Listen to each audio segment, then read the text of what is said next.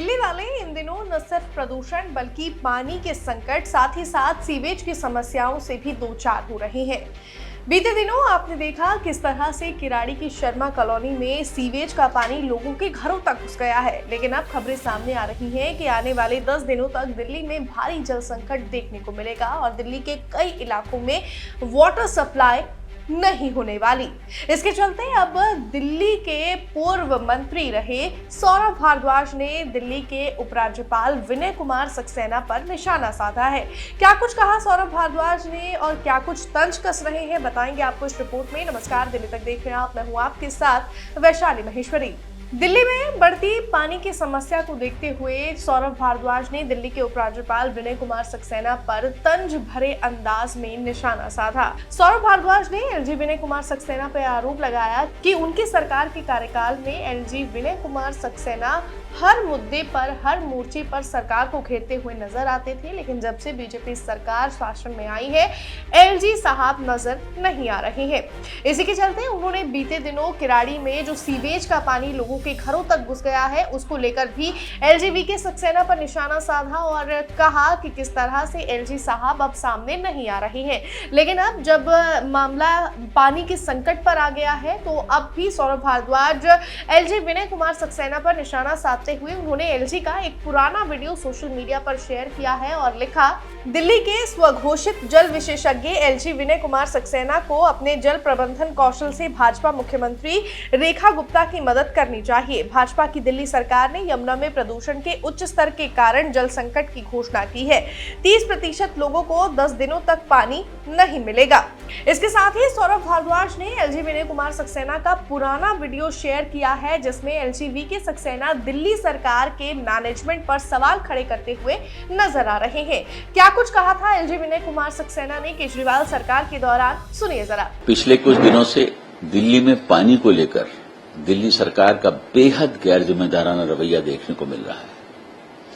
आज दिल्ली में महिलाएं, बच्चे, बूढ़े और जवान अपनी जान जोखिम में डालकर एक बाल्टी पानी लेने के लिए टैंकरों के पीछे भागते दिखाई दे रहे हैं। देश की राजधानी में ऐसा हृदय विदारक दृश्य देखने को मिलेगा, इसकी शायद कभी किसी ने कल्पना भी नहीं की होगी। लेकिन सरकार द्वारा अपनी विफलताओं के लिए अन्य राज्यों को दोषारोपण किया जा रहा है। मुख्यमंत्री द्वारा दिल्ली में 24 घंटे पानी सप्लाई करने का वादा अब तक तो एक छलावे के रूप में साबित हुआ है। मुझे बताया गया है कि हरियाणा और उत्तर प्रदेश लगातार अपने निर्धारित कोटे का पानी दिल्ली को सप्लाई कर रहे हैं। इसके बावजूद आज दिल्ली में पानी की भयंकर कमी की जो सबसे बड़ी वजह है वो ये है कि जो पानी प्रोड्यूस हो रहा है उसके 54% का कोई हिसाब ही नहीं है। 40% पानी सप्लाई के दौरान पुरानी और जर्जर पाइपलाइनों की वजह से बर्बाद हो जाता है।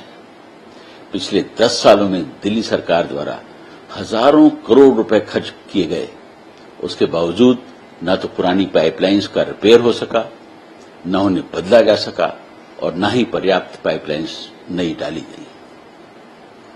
हद तो यह है कि इसी पानी को चोरी करके टैंकर माफिया द्वारा गरीब जनता को बेचा जाता है। यह कितने दुर्भाग्य की बात है कि जहां एक तरफ दिल्ली के अमीर इलाकों में औसतन प्रतिदिन प्रति व्यक्ति 550 लीटर पानी सप्लाई किया जा रहा है, वहीं गांव और कच्ची बस्तियों में रोजाना औसतन मात्र 15 लीटर पानी प्रति व्यक्ति सप्लाई किया जाता है। मुझे बताया गया है कि आज के दिन भी वजीराबाद को छोड़कर दिल्ली के सारे वाटर ट्रीटमेंट प्लांट्स अपनी क्षमता से ज्यादा पानी का उत्पादन कर रहे हैं।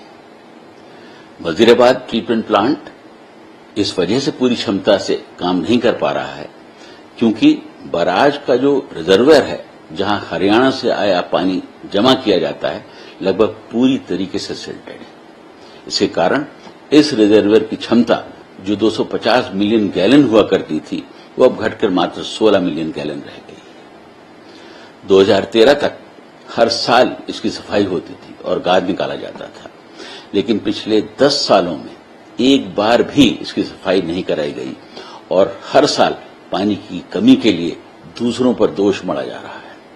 इस मामले में मैंने स्वयं मुख्यमंत्री जी को पिछले साल पत्र भी लिखा था।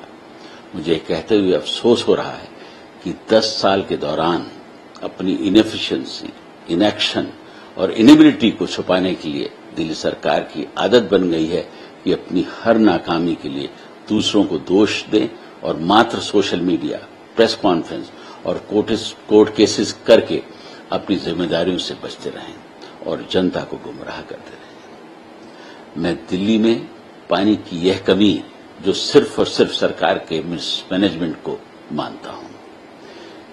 मिर्जा गालिब साहब ने 200 साल पहले जो एक शेर लिखा था, मैं उसे दोहराना चाहूंगा।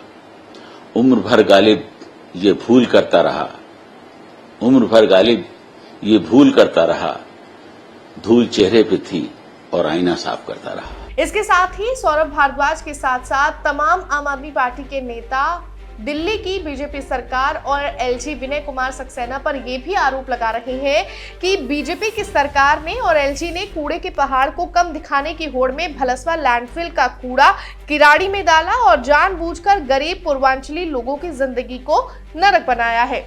बहरहाल अब देखना होगा कि आम आदमी पार्टी के इन आरोपों पर क्या दिल्ली के उपराज्यपाल विनय कुमार सक्सेना की कोई प्रतिक्रिया सामने आती है या फिर नहीं। इस रिपोर्ट में बस इतना है, लेकिन दिल्ली से जुड़ी हुई तमाम खबरों को देखने के लिए आप देखते रहिए दिल्ली तक।